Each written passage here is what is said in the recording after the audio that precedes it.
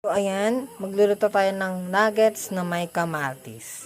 So, pinirito ko na pa pala ang ang nuggets para mamaya ay hindi na igigisa na lang natin ng sibuyas tsaka kamatis. So, ayan, tingnan muna natin ang ating pinipritong nuggets. So, ayan, yan na yung piniprito ko. Tingnan natin kung luto na. Oh, luto na siya. Ibabaliktad ko na. Babaliktad na natin. Ay!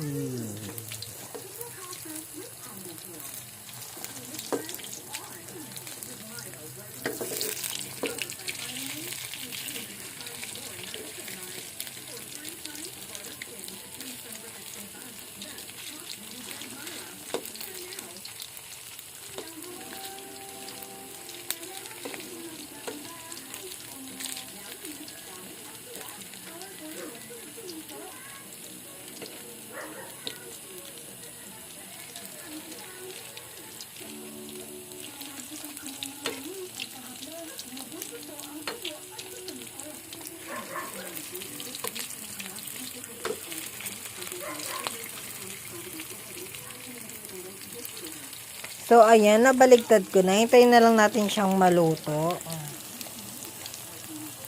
So, ayan, luto na ang ating nuggets. Isasunod na natin ang sibuyas. So, ayan, lalagay na natin siya. So, ito na ang ilalagay natin sa kawali.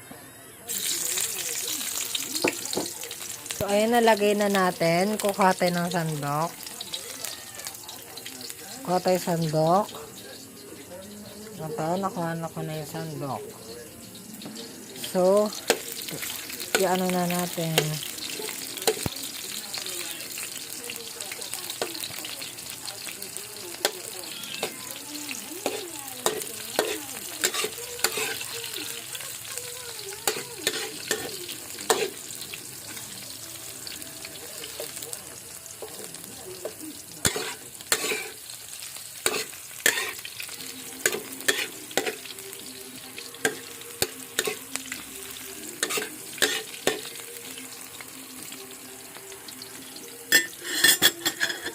So, ayan, kukunin natin ang kamatis.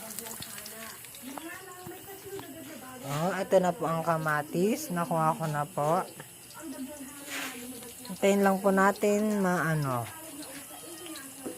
Ayan muna po natin dyan.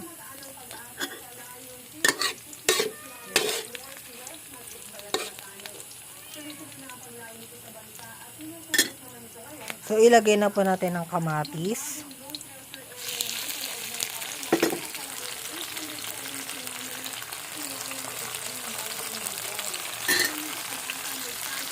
Nilalagyan po namin ng kamatis para rumami po siya kasi marami po kami kaya lagyan na po namin ng kamatis para rumami po yung ulam para maging sakto po sa amin.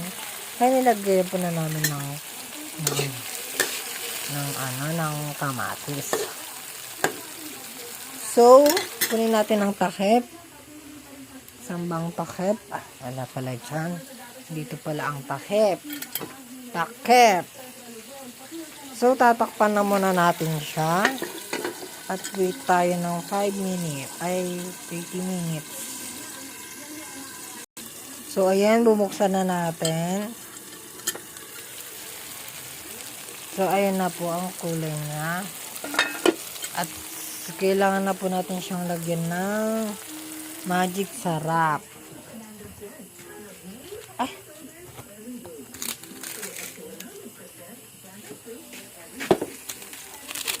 This one.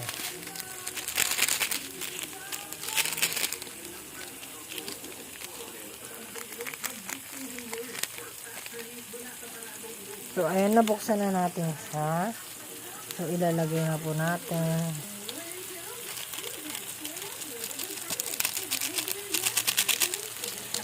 Ito po kasi ang pangpalasa or pangpasarap ng luto. Etong Maggi Magic Sarap. Diba? So, kunin na ay halo-halo muna natin.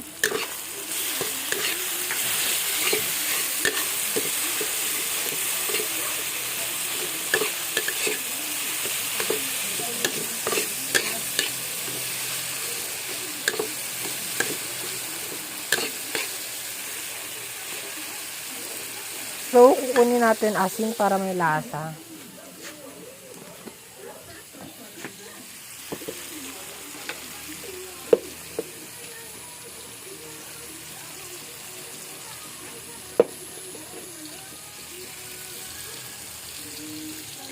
So, ayan, haluin na po natin.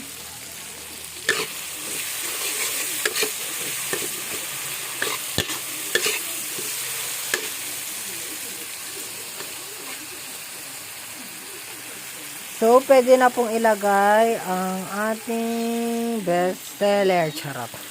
Nuggets. Yung nuggets na pinirito natin kanina. Lagyan na natin. Ayaw sumama ng isa. Ayan, haluin na lang natin.